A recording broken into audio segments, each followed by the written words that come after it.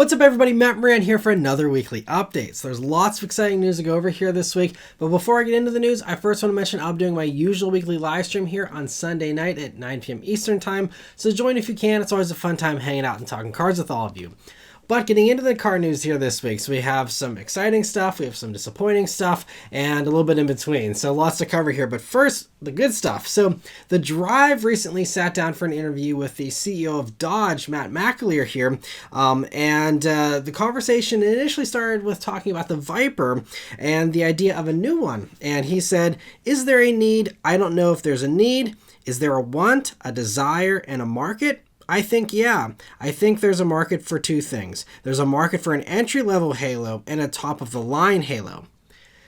So first, great to hear that there is, a potential of a new Viper. I don't know if this is a pipe dream or something he actually thinks they could build a business case around, but exciting to hear that, the possibility is open. He didn't just immediately shut it down or something.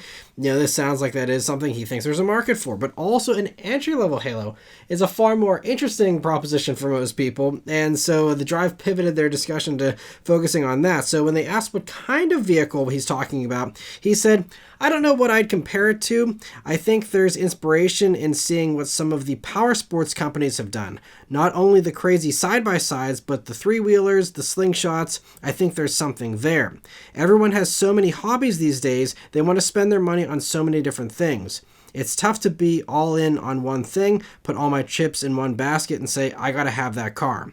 It's great for those who can afford it, but not all of us can or want to do that. So when questioned about the price point of said entry-level halo vehicle, he said a sub $30,000 mark is what he had in mind, adding, I think there's a market for people who just want to have that weekend car again, who would like a Viper, but don't have that $100,000 or $120,000. Something that doesn't need all the safety features, doesn't need the heated seats, just a car. I think, a lot of people were thinking he's talking about something like a Miata. That's what the Drive was suggesting, kind of what I was suggesting as well. But even that has heated seats and safety features, all the safety features really. So it's interesting that he seems to be thinking about something even simpler.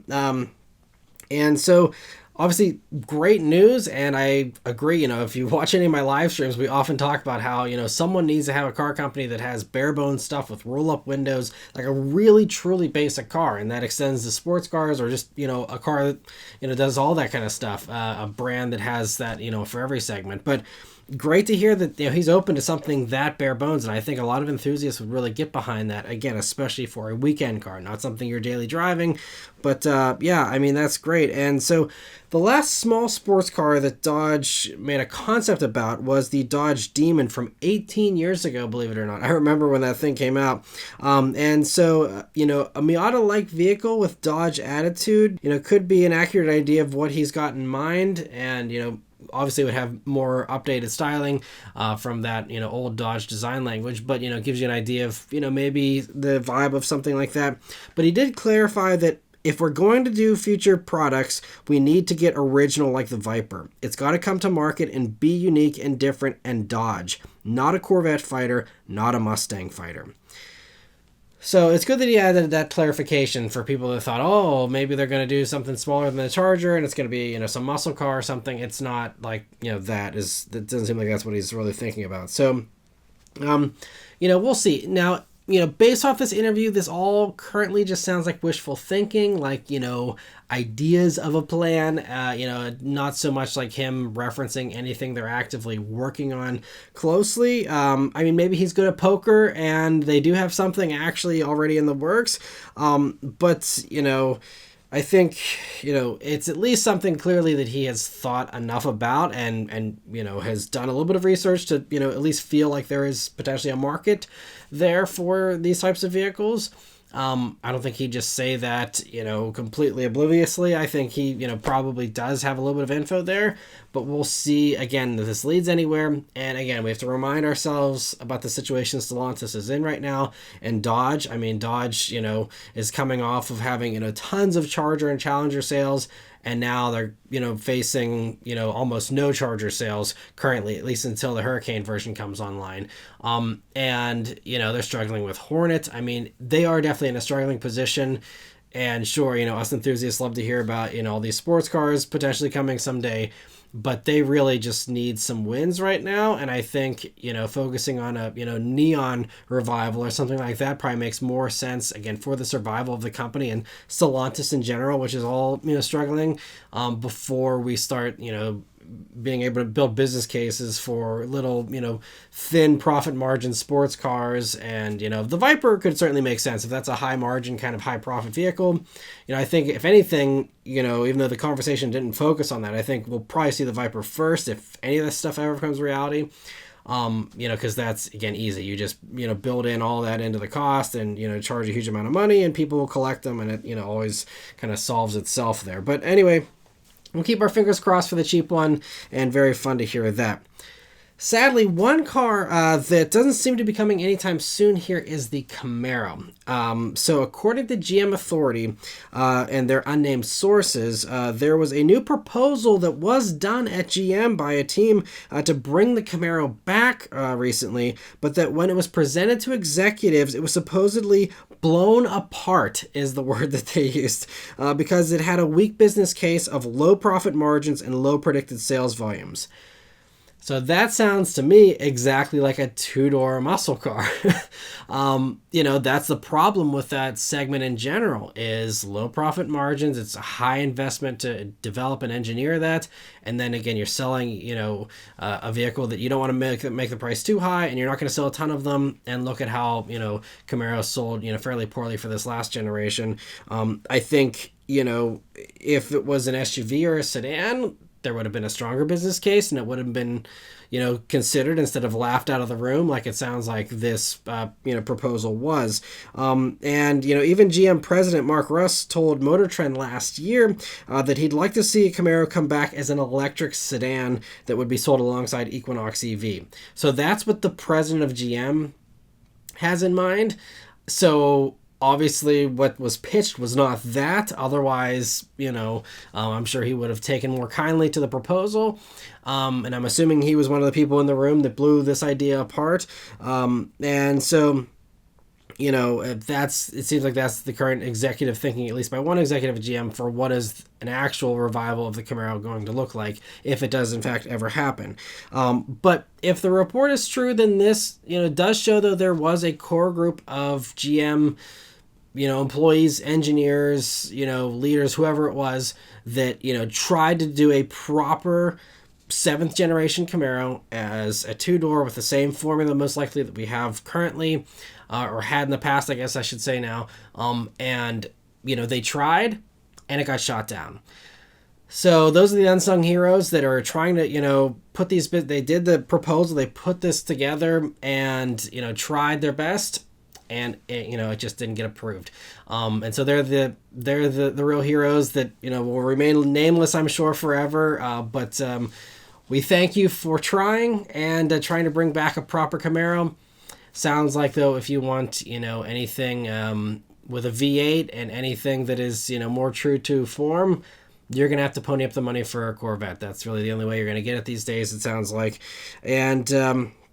Yeah, I think on this news, I can just see 6th gen Camaro values rising already.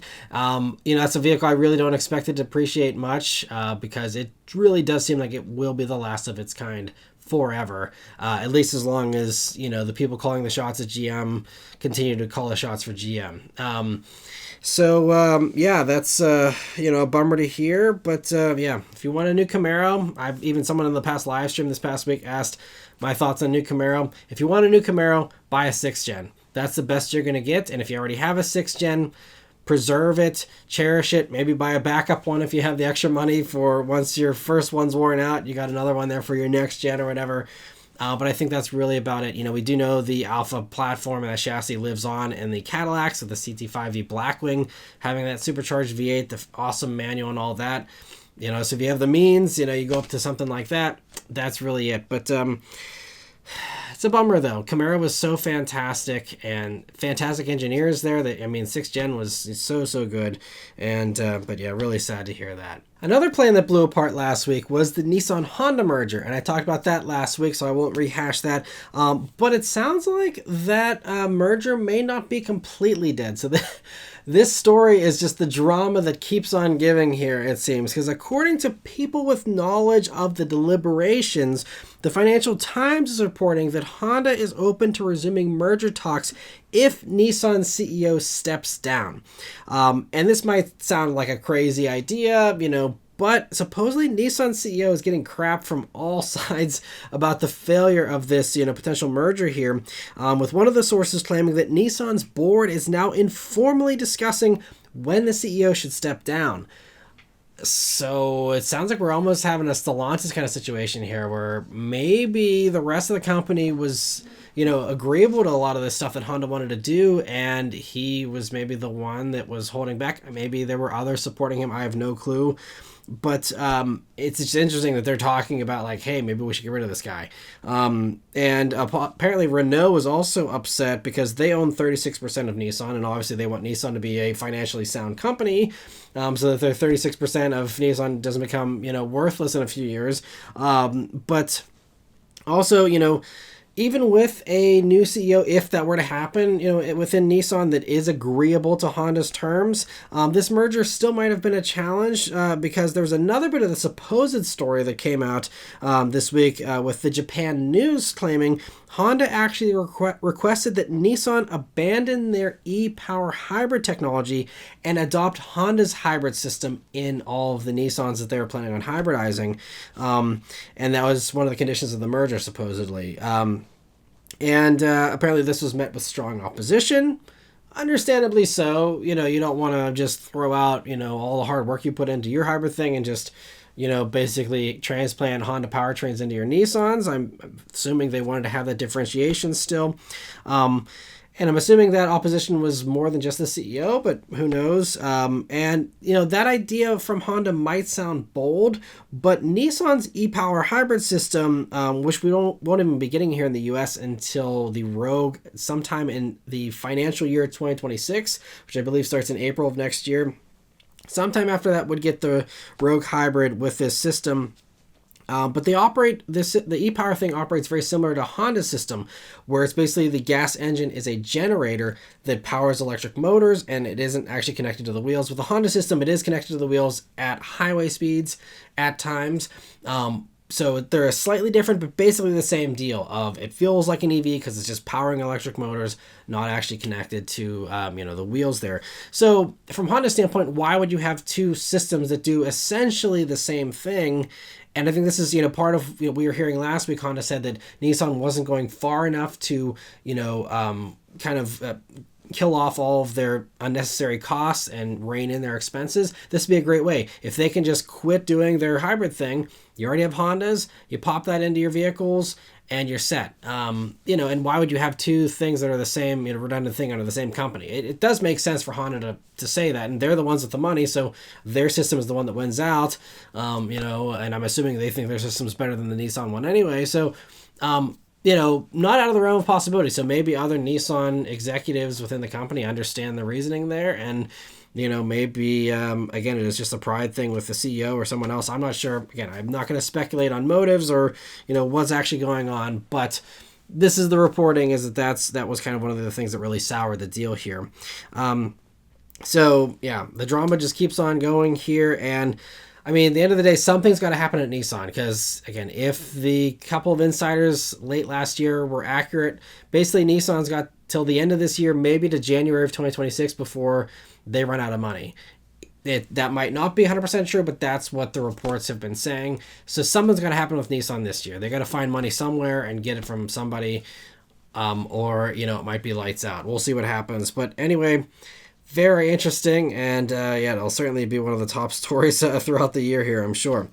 Moving on here, though, Kia's EV Day is next week, and for some reason they showed two of the three vehicles partially already here, and we see two of them like completely uncovered as far as the exterior. So the first one here is the EV4, and what you're looking at is actually the production version. We don't know yet whether it'll come to the US, and we don't get any interior pics or mechanical details till next week, but what we do see here is the bold Kia design, and that it'll be available in both sedan and hatchback forms. And so I'll cover the rest of it next week, so stay tuned for that. The other new Kia EV that we had partially revealed here was this funky PV5 that could go up against the Volkswagen ID Buzz. And again, this is the production version shown in both cargo and passenger variants.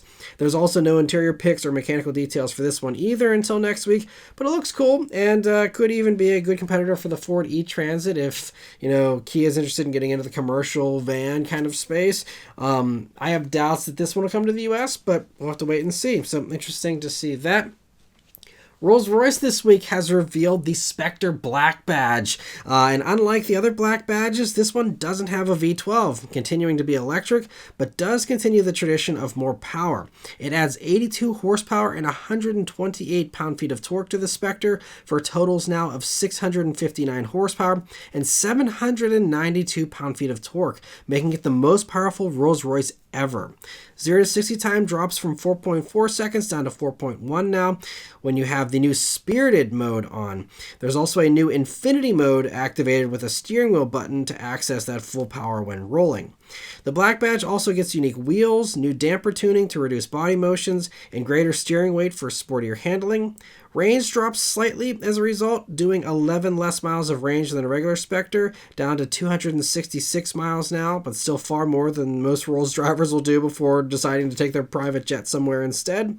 Although Rolls-Royce does note that many of their Spectre owners do drive them longer distances and about 4,000 miles a year on average. The Black Badge further differentiates itself with dark trim and illuminated grille that I think for the first time on a vehicle can have a customized color, with the press car pictured here in the new Vapor Violet color with a matching purple grille illumination. There's also options inside for carbon fiber trim, but of course, like any Rolls-Royce, your imagination and finances are the only limitations on really how you can spec one. The extra power doesn't come cheap though, of course, with the Black Badge commanding an extra $67,250 on top of the $490,000 starting price the Spectre already has. And of course, that's before all the expensive options, so I'd safely say all of these will be around 600 grand at least. Despite these expensive prices, Rolls says last year it was the second most requested model for them globally and the bestseller in Europe, and I'm assuming it'll begin production soon. In some other BMW Group news here, BMW has revealed the new class prototype called the Vision Driving Experience. BMW stresses multiple times in the press release that this car is not intended for production, so while this may provide some clues for what to expect from the electric M3 that's coming alongside a gas version, I wouldn't put too much stock into this styling, and let me know your thoughts on the styling though in the comments, but personally I'm fine with the front and the sides, but that rear bumper is just way too much. The main reason for this prototype existing is that it contains their new Heart of Joy processor, they're calling it, that integrates the controls for the drivetrain, brakes, including a wider range of regen braking, plus all the charging and steering computing, and routes all these inputs through this processor that is 10 times faster than before and allows drivers to corner with exceptional precision and requires fewer control inputs. It's interesting. Others have also pointed this out that, you know, they're calling this, you know, the Heart of Joy and making this like joyful experience in their mind, but they're talking about fewer control inputs. And I feel like, you know, the inputs are what bring the joy. Inputs and good inputs are, you know, the gratifying component. And so, yes, you're doing less of those inputs, and maybe it will turn out to be more fun. We'll have to, you know, wait and see until we all drive it. But just, it seems like going for perfection with inputs could potentially just make it so that this is a little too computerized and a little too perfect. I think imperfections are, you know, part of the charm of a lot of vehicles. So we'll see how it all plays out. But anyway, you know, that more extensive regen braking that they're talking about here also improves efficiency by 25% alone, they say, with almost all the braking being done with regen now.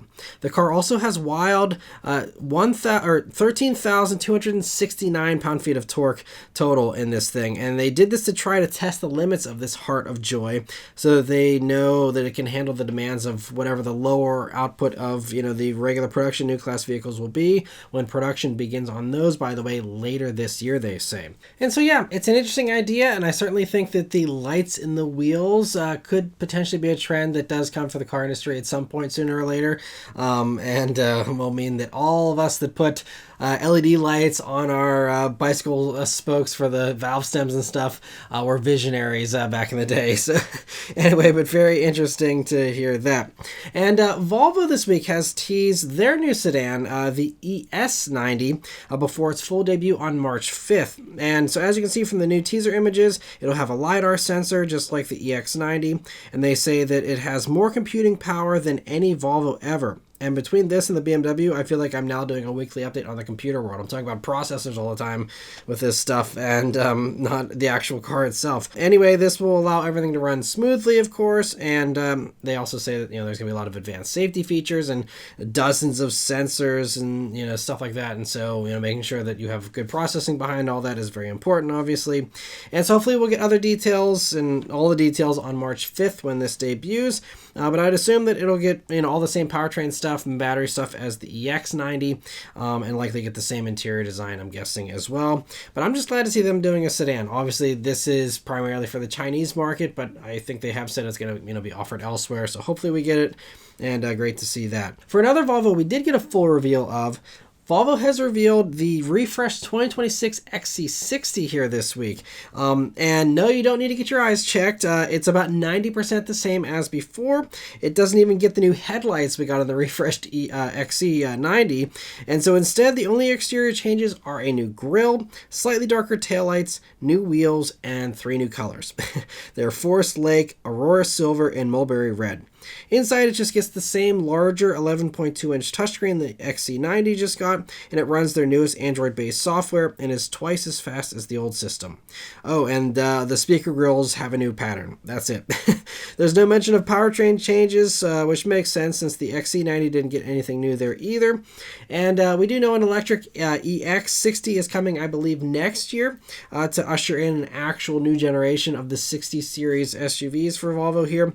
And as for this XC60 here, it should be arriving at dealers later this year. So anyway, interesting to see that. Mercedes this week has put out a new teaser image of the new CLA that will be debuting very soon, according to them. And the model will kick off what they say will be dozens of new or refreshed models to reach markets until 2027.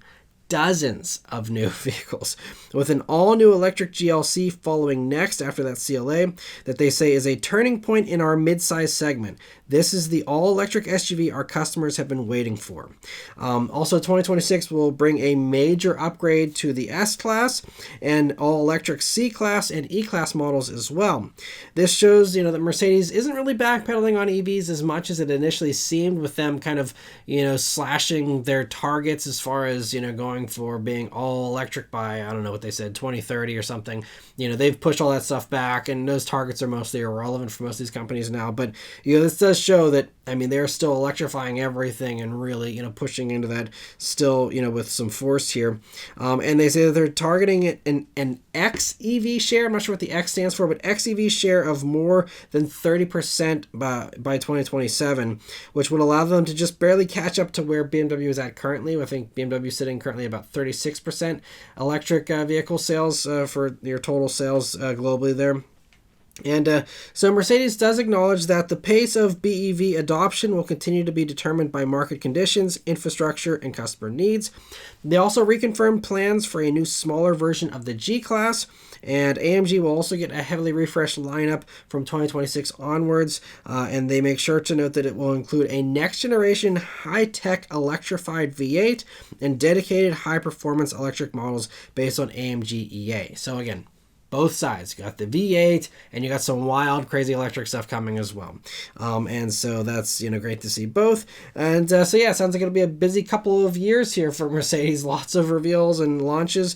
and let's hope these new products invigorate the brand, because it seems like they do need it a little bit. One new model that might not be coming very soon, though, is the new Ford F-150. So, Automotive News and the Detroit Free Press are both reporting this week that Ford has told their suppliers that the next-gen F-150 won't start production in 2027 like originally planned, and won't begin for another year at least, pushing it into sometime in 2028. And there's no reason given for the delay here, but my guess is that with Jim Farley just last week saying how they're planning on doing range extenders for their trucks and large SUVs, that, maybe hybridization was still, part of the plan, and an electric one was part of the plan for a new gen F-150, but maybe the range extender thing wasn't baked in from the beginning, and so maybe there's some extra time needed to, fit all that stuff, making sure that all that stuff, works, even if they don't reveal that in 2028, that all of those components do work with whatever this new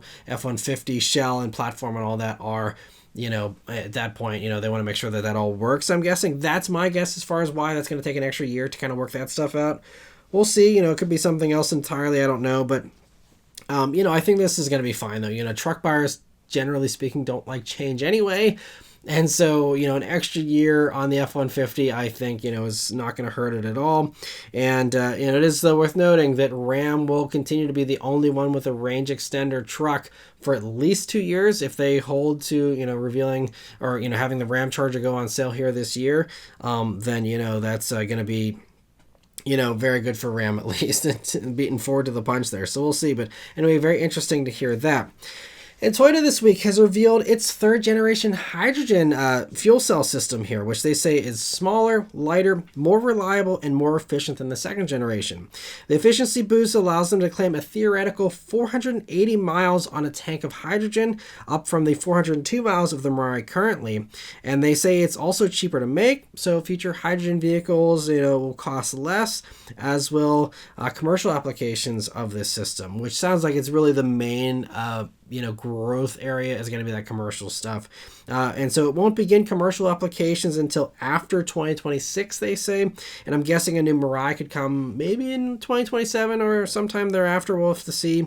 And so, while this might be great for, again, commercial and industrial settings, I still don't think that it has a future in cars, just as far as, infrastructure not being, hardly existent at all. I guess apparently Japan and Europe have better infrastructure than we do here, but I mean, especially here in the States, there's no infrastructure. I think there's 50 stations in California or something, and that's it. So yeah, and especially talking about the car discussion, there's no way that it's going to ever be able to even nip at the heels of EVs, with battery evolutions happening so quickly and those developments, improving so rapidly, and the infrastructure growing so quickly, even despite the government, pulling out their help. All the private companies are still putting up, new chargers every day like crazy, and, rapidly expanding that. And so, I don't see hydrogen still having any kind of future in cars for a long time, decades and decades away, if ever. So yeah, but anyway, moving on, from that hydrogen story here, the last news story, speaking of, the government assistance being pulled out there, speaking of the U.S. government, we have to talk about tariffs again. I hate talking about it, but it is important to car buyers, and so that's why I'm going to talk about it. If you don't like it, click away. I'll see you next week. All good. But for those of you, that were already complaining about high prices in vehicles, just wait. So, we're still waiting to see what happens with the Canada and Mexico tariffs that have been, pushed back about a month or so here. So we'll see what happens there. But in the meantime, Trump is looking to tariff all imported cars from everywhere at a higher rate than the current 2.5% that has been in existence for a while now, proposing a huge increase up to 25% by April 2nd, as soon as that could go into effect. And to put that 25% into context, 25% is the same as the chicken tax that is currently, been in effect since the Reagan era when he introduced that. And that's what keeps out all the smaller, cool foreign pickup trucks that, every time it's like, oh, look at that cool new Mitsubishi truck. Look at this cool new thing. Look at the Suzuki Samurai. Look at all this other stuff.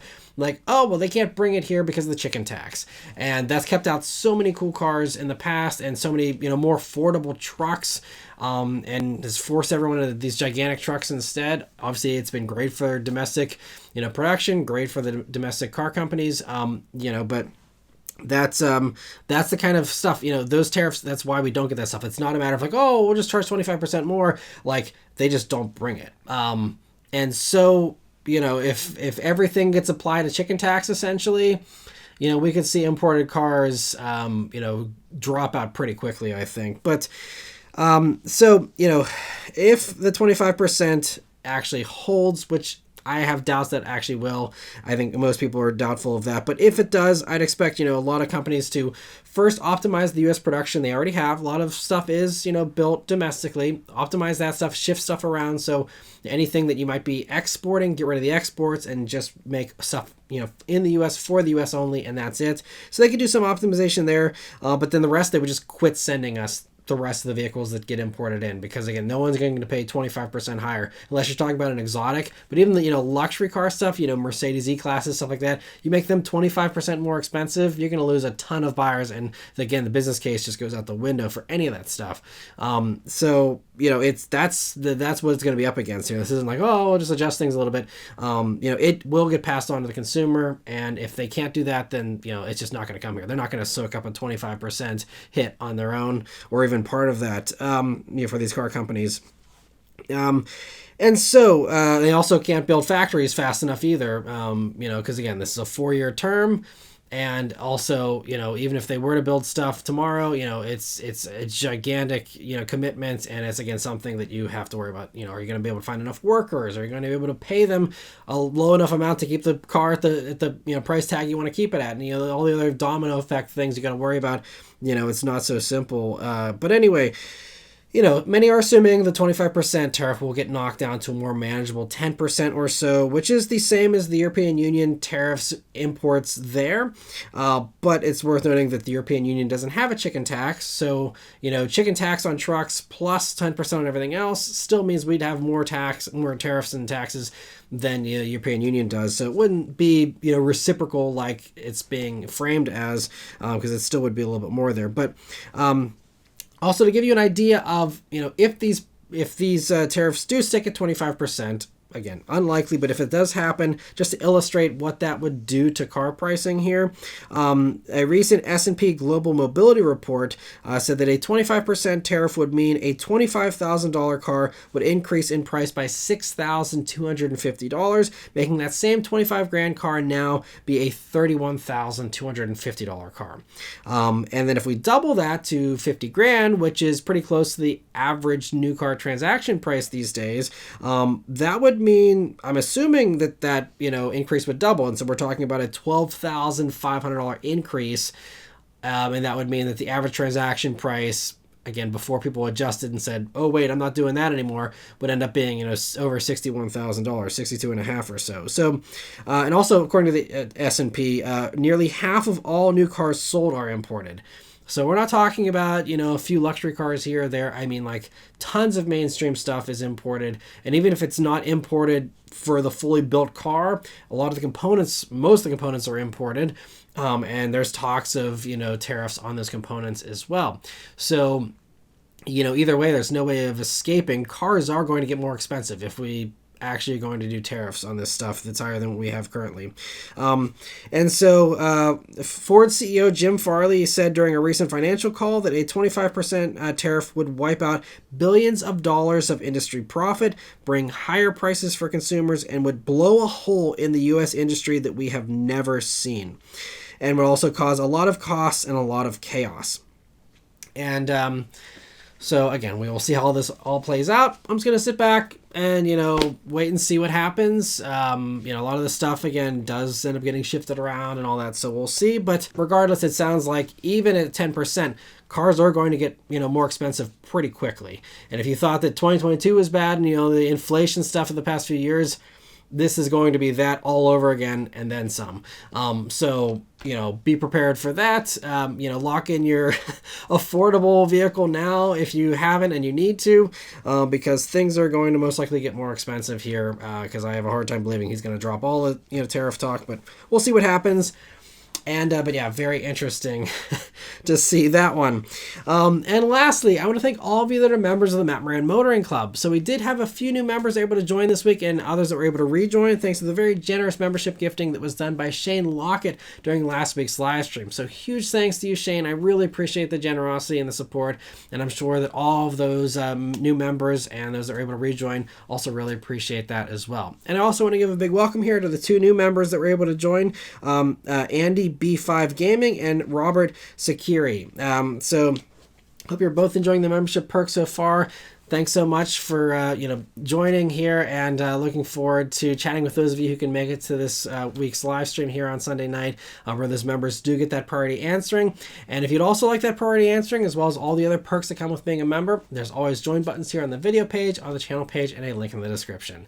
But anyway, thank you all very much for watching. Let me know your thoughts on all this stuff in the comments below. Please leave a like and subscribe to keep these videos coming, and I'll see you guys in the next one. Take care.